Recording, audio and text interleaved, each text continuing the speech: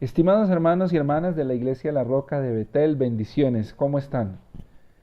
Agradezco a Dios por la oportunidad en este momento de poder dirigirme a ustedes para entregar una pequeña reflexión basada en el Evangelio de Juan, entre los capítulos 18 y capítulo 19. Será un tiempo de mucha bendición y espero que usted me pueda acompañar con sus Biblias a leer los textos que tenemos preparados para el día de hoy. El mensaje en este día se llama ¿Qué hay detrás de la muerte de Jesús? ¿Qué hay detrás de la muerte de Jesús?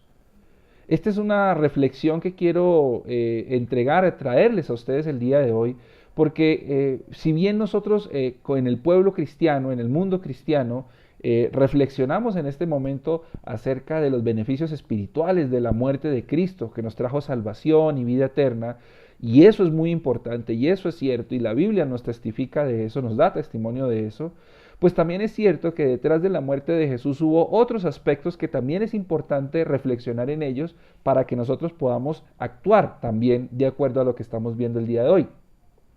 Es muy cierto que a través de acogernos al sacrificio de Cristo en la cruz, de creer en el milagro de la resurrección, pues aquellos que creemos en ello tendremos salvación, vida eterna, tendremos beneficios espirituales maravillosos y todo aquello en lo que ustedes y yo creemos que es cierto, que es verdad y que es muy importante que lo sigamos creyendo. Pero también es cierto que la muerte de Jesús, tal como nos la cuentan los evangelios, también nos relata una cantidad de injusticias que se cometieron y que de alguna manera el texto bíblico no las oculta precisamente para que nosotros hoy las podamos conocer.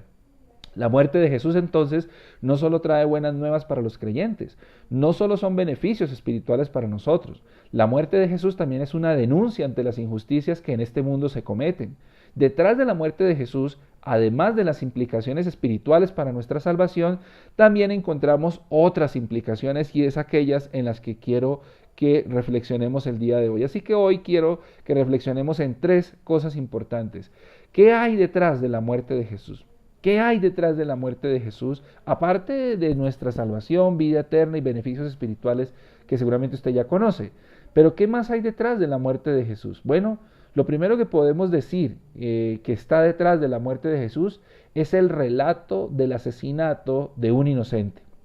Una de las cosas importantes que ustedes y yo no podemos olvidar es que Jesús no ha muerto o no muere de viejo, ni de un infarto, ni de una enfermedad, ni de otra forma habida o por haber de la que pudiéramos nosotros morirnos. Cuando Jesús muere, más que decir que Jesús muere, lo que tendremos que decir es que Jesús fue asesinado, porque eso fue lo que pasó. La forma en la que Dios, en su infinita misericordia, escogió que Jesús muriera por nosotros, más que una muerte, fue el asesinato. La Biblia dice, Jesús mismo lo dijo, yo entrego mi vida, nadie me la quita, yo la doy. Y es verdad, Jesús la da, Jesús la entrega a él, no lo sorprendió la muerte, él sabía de qué muerte iba a morir y los evangelios nos lo relatan. Pero quisiera que tuviéramos en cuenta que aunque Jesús sabía que iba a morir, la forma que Dios y Él escogen, o Jesús siendo Dios, escoge su muerte, no es la muerte, otro tipo de muerte, sino una muerte cargada de total injusticia. Por eso, detrás de la muerte de Jesús está el relato del asesinato de un inocente. Y yo le voy a pedir que usted me acompañe en el Evangelio de Juan. Mire por favor el capítulo 18. Evangelio de Juan capítulo 18 y vamos a leer los versículos del 28 al 38. Evangelio de Juan capítulo 18 versículos 28 al 38. Dice así: Así es que llevaron a Jesús desde Caifás al pretorio. Era de madrugada y ellos no entraron al pretorio para no contaminarse y en cambio poder comer el cordero pascual. Así es que Pilato salió afuera hacia ellos y dijo: ¿Qué acusación traen contra este hombre? Le respondieron así: si esto no fuera malhechor, no te lo habíamos entregado. Así que Pilato les dijo: cójanlo ustedes y condénenlo según su ley. Los judíos le dijeron: nosotros no podemos ejecutar a nadie, para que se cumpliera la palabra que había dicho Jesús indicando de qué muerte iba a morir. Así que Pilato entró de nuevo en el pretorio y llamó a Jesús y le dijo: ¿tú eres el rey de los judíos? Jesús respondió: ¿dices tú esto por tu cuenta o te lo dijeron otros de mí? Pilato respondió: ¿es que soy yo judío? Tu nación, es decir, los sumos sacerdotes, te han entregado a mí. ¿qué has hecho? Jesús respondió, mi reino no es de este mundo. Si mi reino fuera de este mundo, mis hombres lucharían para que yo no fuera entregado a los judíos. Pero, de hecho, mi reino no es de aquí. Así que Pilato le dijo, ¿o sea que tú eres rey? Jesús respondió, tú lo dices, soy rey. Yo he nacido para esto y he venido al mundo para esto, para testificar en pro de la verdad. Todo el que es de la verdad oye mi voz. Pilato le dijo, ¿qué significa verdad? Después de decir esto, de nuevo salió hacia los judíos y les dijo, yo no encuentro en él ningún delito. Tienen ustedes la costumbre de que les suelte un preso por la Pascua, así que quieren que les suelte al rey de los judíos, hablando obviamente de Jesús. Sin embargo, la gente gritó nuevamente, a ese no lo queremos, queremos que sueltes a Barrabás. Y Barrabás era un bandido. Increíble la historia de cómo Jesús es llevado a Pilato, ¿verdad? Y a pesar de ser llevado a Pilato, y Pilato dice, mire, yo ya hablé con él y no encuentro en el hombre ningún delito, no hay ninguna acusación que yo pueda hacerle, se los puedo soltar. De todas maneras, a pesar de que no encontraron delito en Jesús, Jesús amanece muerto, ¿no? A Jesús finalmente lo asesinan. Por eso detrás de la muerte de Jesús, además de las implicaciones espirituales, ya lo dijimos, está el relato del asesinato de un inocente. El significado espiritual de la muerte de Jesús es muy grande, pero no debemos dejar de lado que esa muerte también es una protesta. Que Dios haya escogido que Jesús, su Hijo, muriera de esa forma, es también una protesta. Una protesta contra la injusticia, una protesta contra la indiferencia, una protesta contra el abuso de poder. La muerte del inocente, mandar a callar a quienes nos son incómodos, asesinar a quienes protestan por los derechos de los demás, son prácticas que no han dejado de realizarse. Aquella persona que es poderosa y que de pronto hay gente que se mete en el camino de sus planes, pues alrededor del mundo hemos visto cómo esta gente poderosa pues sencillamente manda a matar a aquel que le es incómodo, a aquel que no le gusta, a aquel que estorba los planes que tiene. Eso no ha pasado, eso no ha dejado de suceder, eso ha sucedido toda la historia y seguirá seguramente pasando hasta que el Señor venga.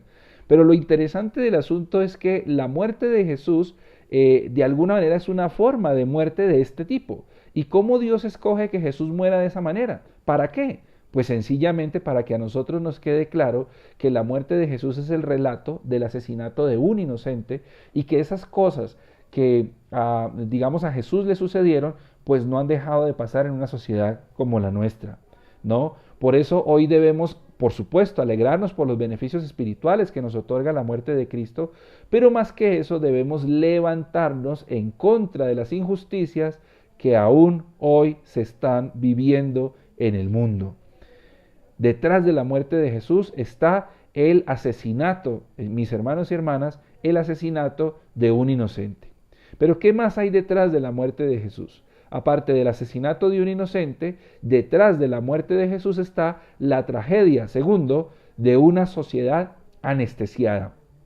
Detrás de la muerte de Jesús está el asesinato de un inocente, pero segundo, también está la tragedia de una sociedad anestesiada. Yo quiero que vayamos por favor nuevamente al versículo 39. Versículo 39, y vamos a leer el capítulo 19 después, capítulo 18, versículo 39, pasamos al capítulo 19 y vamos hasta el versículo 16. Mire lo que dice, capítulo 18, versículo 39.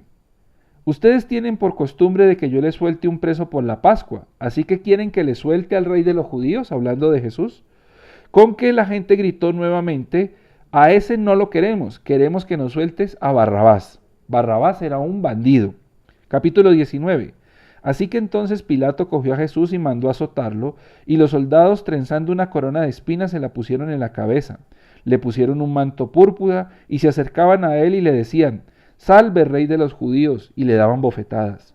Pilato salió de nuevo afuera y les dijo, «Miren, se los traigo afuera para que sepan que no encuentro en él ningún delito». Vuelve otra vez, insiste Pilato. Así pues Jesús salió afuera, llevando la corona de espinas y el manto púrpura. Y Pilato les dijo, «Aquí está este hombre». Cuando lo vieron los sumos sacerdotes y los alguaciles le gritaron, «Crucifícalo, crucifícalo». Pilato les dijo, «Tómenlo ustedes y crucifíquenlo, pues yo», nuevamente por tercera vez Pilato lo vuelve y lo dice, «pues yo no encuentro delito en él». Los judíos le respondieron: nosotros tenemos una ley y según esa ley debe morir, porque se creyó hijo de Dios. Así es que cuando Pilato oyó esas palabras se asustó más. Entró de nuevo en el pretorio y le dijo a Jesús: ¿de dónde eres tú? Pero Jesús no le dio respuesta. Así que Pilato le dijo: ¿a mí no me hablas? ¿No sabes que tengo autoridad para soltarte y tengo autoridad para crucificarte? Jesús le respondió: no tendrías ninguna autoridad contra mí si no te hubiera sido dada de arriba. Por esto, el que me entregó a ti tiene un pecado mayor. Entonces Pilato intentaba soltarlo. Nuevamente Pilato intercediendo por Jesús porque es un inocente. Pero los judíos, o sea, la sociedad, gritaban: si sueltas a ese, no eres amigo del emperador. Así que al oír estas palabras, Pilato sacó otra vez a Jesús y lo sentó en el tribunal en el sitio llamado Litóstropo, en arameo Gábata. Era la preparación de la Pascua, hacía más o menos la hora sexta, y dijo a los judíos: ahí tienen a vuestro rey. Y ellos le gritaron: quítate, quítate, crucifícalo, crucifícalo. Pilato les contestó: ¿les voy a crucificar yo a su rey? Los sumos sacerdotes respondieron: no tenemos más rey sino al emperador. Así que entonces se los entregó para que lo crucificaran. Detrás de la muerte de Jesús está la muerte, el relato de la muerte de un inocente. Pero también detrás de la muerte de Jesús está la tragedia de una sociedad anestesiada, o sea, una sociedad adormecida. En otras palabras, o mejor definirla, más que una sociedad anestesiada y adormecida, una sociedad que se despierta, pero no se despierta para hacer lo bueno, sino que es una sociedad que se despierta porque otros la asusan. Otras personas hacen que la sociedad haga lo que ellos quieren que hagan. Es una sociedad que se deja guiar, es una sociedad que se deja llevar, es una sociedad que se deja mandar, es una sociedad que no piensa porque piensa como la masa. La misma multitud que lo recibió como aquel que venía en el nombre del Señor, ¿se acuerda? Días antes lo recibieron: bendito aquel que viene en el nombre del Señor, y tenían ramos y lo recibían y gritaban: bendito el que viene en el nombre del Señor, el Hijo de David. Esa misma multitud es la que ahora lo recibe, la que ahora le grita y la que ahora pide enérgicamente: crucifícale, crucifícale. Antes decía hosana, hosana, ahora dice crucifícale, crucifícale. El problema no es que haya fariseos o personas haciendo lo malo, en este caso serían los fariseos o los sumos sacerdotes. El problema no es que haya este tipo de personas haciendo lo malo, líderes pensando en hacer el mal todo el tiempo. El problema es que haya toda una sociedad justificando e impulsando la maldad. Miren cómo las multitudes, a veces uno en las iglesias dice: yo quiero ser pastor de multitudes, y uno espera las multitudes y uno clama por las multitudes, pero las multitudes son simplemente masas.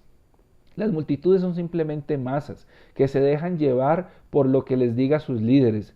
Nosotros no debemos aspirar, maravillosos y mucha gente escucha nuestros mensajes, maravillosos y mucha gente viene a nuestras iglesias, pero no aspire a las multitudes porque son masas que a veces no piensan. Aspire a tener personas cercanas que le digan a usted las cosas que está haciendo bien y las cosas que está haciendo mal. Las multitudes simplemente lo acompañarán en un momento de exacerbación, pero también el día de mañana que se diga algo en contra de usted, también con esa misma exacerbación, con ese mismo ímpetu, con ese mismo impulso, se olvidarán de usted o hasta gritarán: crucifícalo, crucifícalo. El odio hacia los demás, la muerte de quienes hacen mal, alegrarnos de lo malo que le sucede a quienes no piensan como nosotros, el rechazo de las personas que no son como a nosotros nos gustaría que fueran, son los signos de una sociedad anestesiada que no piensa por sí misma, sino que piensa lo que les dicen que piensen. Detrás de la muerte de Jesús está precisamente el reflejo de una sociedad anestesiada, de una sociedad dormida, de una sociedad que no piensa por sí misma, de una sociedad que es llevada como si fuera un rebaño. Martin Luther King dijo lo siguiente: no me duele la maldad de los malos, me duele la indiferencia de los buenos.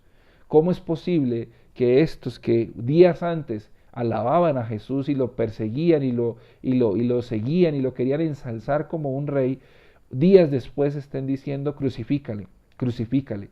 ¿Cómo es que no piensan? ¿Cómo es que se dejan llevar básicamente por una forma de pensamiento fugaz? Detrás de la muerte de Jesús, ya dijimos, tenemos el relato del asesinato de un inocente.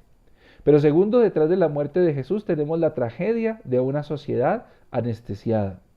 Sin embargo, por último, y detrás de la muerte de Jesús hay muchas cosas, pero yo quisiera centrarme en estas tres nada más. Detrás de la muerte de Jesús también está el dolor de una madre que pierde a su hijo. Detrás de la muerte de Jesús está el dolor de una madre que pierde a su hijo. Muchas veces pensamos tanto en los beneficios espirituales de los que nos trae Jesús que nos olvidamos del dolor que está detrás de la muerte, del asesinato de un inocente. Y nos olvidamos más todavía de lo que sufrieron quienes estaban alrededor de Jesús. ¿Se ha puesto usted a pensar alguna vez en el dolor de María? María era una madre común y corriente. Y esta mujer, madre, estaba viendo cómo insultaban, cómo perseguían, cómo acusaban y finalmente cómo asesinaban a su propio hijo. Esta es la tragedia que viven muchas madres alrededor del mundo. Lo normal, dicen los padres, es que los hijos entierren a sus padres, pero en un mundo como el que nosotros vivimos, muchas veces son los padres que entierran a sus propios hijos, y eso no es lo normal. Lo normal es que los padres mueran de viejos y sus hijos los entierren, no al contrario. Detrás de la muerte de Jesús, nosotros vemos el dolor de una madre que pierde a su hijo. Yo le voy a pedir que por favor vayamos al capítulo 19, en el que estamos, y miremos los versículos 25 al 27. Capítulo 19, versículo 25 al 27. Mire lo que dice el versículo 25. Junto a la cruz de Jesús estaban su madre y la hermana de su madre, María de Cleofas y María Magdalena. Así pues, al ver Jesús a la madre y de pie junto a ella el discípulo que amaba, dijo a la madre: mujer, ahí tienes a tu hijo. Luego le dijo al discípulo: ahí tienes a tu madre. Y desde aquella hora el discípulo lo acogió en su casa. Aquí vemos cómo el texto bíblico nos demuestra a Jesús crucificado, pero también está alrededor de él su mamá y algunos otros familiares y sus amigos cercanos, y están junto a la cruz. ¿Y qué estarán diciendo? Qué alegría que te mataron, qué alegría que estás allí, porque por tu muerte vamos a ser salvos. No, están llorando, están tristes, están asesinando a su hijo, a su familiar, a su amigo, a su hermano, en sus propios ojos, delante de ellos mismos. Por eso detrás de la muerte de Cristo también está el dolor de una madre que pierde a su hijo. No debemos centrarnos solo en la injusticia hecha a Jesús. Esa injusticia también se cometió en contra de su familia, de sus amigos, en contra de su propia madre. Solo una madre, solo un padre sabe lo que pudo haber sentido María al perder a su hijo de esa forma. Ustedes que son padres, ustedes que son madres, ustedes que son abuelos, seguramente podrán entender el dolor. Si no lo han vivido, y espero que nunca lo vivan, por lo menos podrán imaginar un poco el dolor que es perder a su propio hijo. ¿Qué sintió María al ver que todo el mundo estaba en contra de su hijo? ¿Qué sintió al ver que lo trataban de la forma en que lo trataron? ¿Qué sentirán aquellas personas que aman a los que hoy nosotros atacamos también? ¿Qué sintió María, por ejemplo, en ese momento, ¿no? Al ver que ella iba caminando y soldados azotaban a su hijo. ¿Qué sentía al verlo cargar esa cruz y no poderlo ayudar? ¿Qué sentía al ver que Poncio Pilato decía: yo veo que este muchacho es inocente, yo no veo en él nada malo, y de todas maneras la gente decía: no, crucifícalo, crucifícalo? ¿Qué sentía ella? Sentía esperanza porque, Poncio Pilato, que era una autoridad, defendía a su hijo. Pero ¿qué sintió después de que, a pesar de que Poncio Pilato dijo: él no ha hecho nada malo, de todas maneras terminan asesinando a su hijo? ¿Qué sintió esta mujer? ¿Qué sentirán, ahora sí, los que de alguna manera aman a aquellos a quienes hoy nosotros atacamos? A veces nosotros nos ensañamos tanto en producirle dolor a alguien que no pensamos que el dolor no es solo para esa persona a quien nosotros atacamos. Muchos a su alrededor también sufrirán lo que nosotros hacemos en contra de alguien. Cuando nosotros nos centramos y nos cegamos en hacerle daño a alguien, siempre pensamos en él o en ella, y no pensamos también en sus hijos, en su esposa, en su esposo, no pensamos en su familia, en su mamá, en su papá, en sus sobrinos, hermanos, que también pueden sufrir el dolor por el daño que nosotros le estamos haciendo a esa persona. Detrás de la muerte de Cristo no estaban solamente los beneficios espirituales para usted y para mí, también está el dolor de una madre que está perdiendo a su hijo, el dolor de un hermano que pierde a su hijo, el dolor de unos amigos que pierden a su amigo. Debemos alegrarnos porque a través de la muerte de Jesús tenemos vida, pero al mismo tiempo debemos pararnos firmes en contra de los abusos y de los asesinatos de los inocentes. No debemos seguir siendo una sociedad anestesiada que sigue pensando que todo es color de rosa y que nada malo está pasando. Tampoco debemos seguir impávidos ante el dolor de las madres y los padres que sufren diariamente la pérdida de sus seres queridos, de sus hijos. Mis hermanos y hermanas, que esta no sea una fecha solamente para salir de paseo o para ver películas repetidas acerca de la muerte de Jesús, de las historias de la Biblia, que son muy buenas, pero que no sea simplemente una fecha para ver películas repetidas o estar saliendo de paseo. Que esta sea una fecha para recordar que ese sacrificio de Jesús también fue una protesta en contra de la injusticia y en contra del dolor que producimos a los demás y que otros pueden producirnos a nosotros. Que el Señor nos ayude a reflexionar este día en su palabra y que podamos ser una iglesia que no solamente se pare a dar gracias por los beneficios espirituales, sino que también sea una iglesia que a través del relato de la muerte de Jesús reflexione en las injusticias que se cometen en este mundo. Señor, te damos gracias por este tiempo y te pedimos que hables a nuestro corazón, que hables a nuestra vida y que toques, Dios mío bendito, la mente, el corazón de cada persona que escucha este mensaje. Ayúdanos, Dios mío bendito, a no ser oidores olvidadizos, sino hacedores también de tu palabra. Danos coraje, danos fuerza, danos entrega y danos valentía para denunciar aquello que está mal. Te lo pedimos en este día, en el nombre poderoso del Señor Jesús. Amén y amén. Que el Señor les bendiga, mis hermanos y mis hermanas.